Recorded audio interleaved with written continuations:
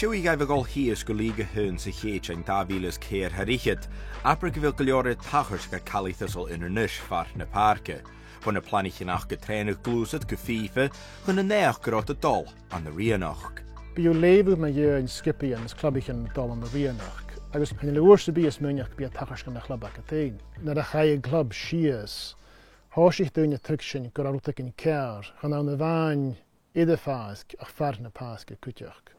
Bheit siach a gninneveis fás fullaseach go rá fiochan mór ag a club.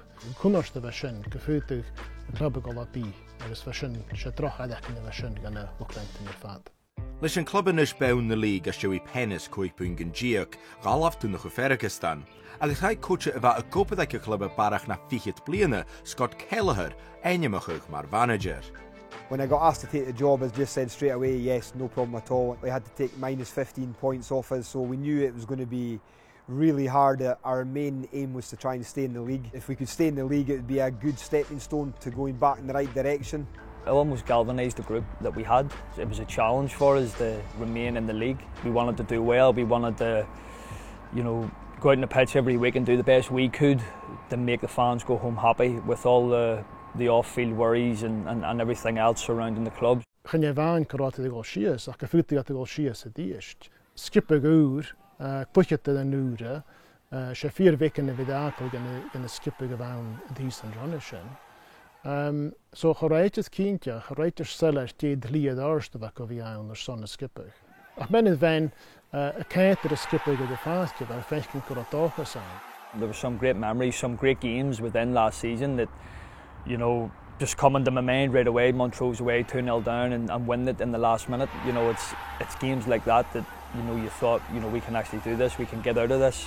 Agus a ganion dúlétas an far na parke, stúr Scott Inverness go sábhateach, agus na chára eile chum mas a raingat, bhg an skipa ctíochnach sa darna áte, man nach teach na puingin sin a hort bhuaie. It was probably very emotional. There was a lot of sleepless nights there because you want it so much. All my family's from Inverness, so there is that bit of added pressure where you want to do really well for the whole city. I've known Kel now for the best part of 10 years, and full credit to him. He's done an unbelievable job last season in the difficult circumstances with such a young squad that we had. I think looking back now, it's a real achievement in terms of the effort they put in and they gave to the club last season, and ultimately saved the club potentially of some very dark times. A siúí mías an Jechari an hanach neach saurus a chai ag go a dúavas an na Inverness a féh. Bhíh seún chariche Elang Savage a chuiticha clubbe tro na hamanan astúlia achke a ceannach Caledonian Thistle. Mi iedig hau ga torst a macharíanach. Alan Savage gama taichkel gan a club, ver an terekat a héine chud a stoigan a club a dís an a chai.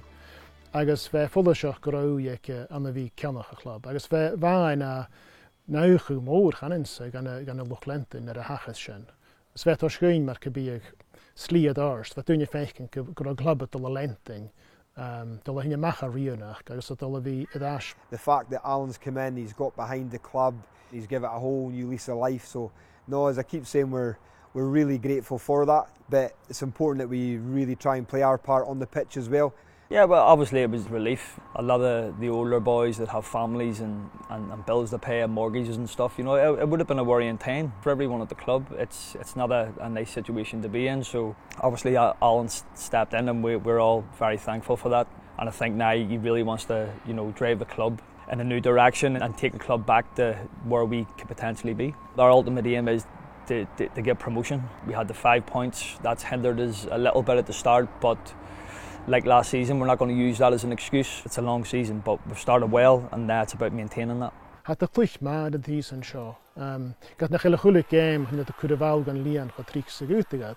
Had the crew a chorman. I guess a skipper kama kumasach, flichet er an ook, I guess kama dogesach, kama mishnachak, did the roast on a na league, stoch a blian, maar het jeetje te down naflana. Farachkin cyfle na stochus ich cyfle corstu di tŵn fi dolch yn y game agos y fi cyfle bal cosio corstu di tŵn siach y fi smynach yn y yw'n na triplet yn y cwl y grau. So, I can't ma yn dolchus.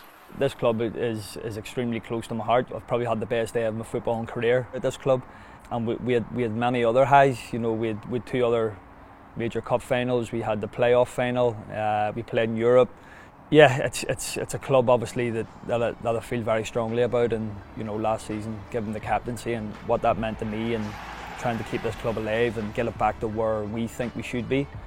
So you know, hopefully we can do that. Hopefully I can do my job as a captain and a leader, and hopefully lead this team back to more happier times.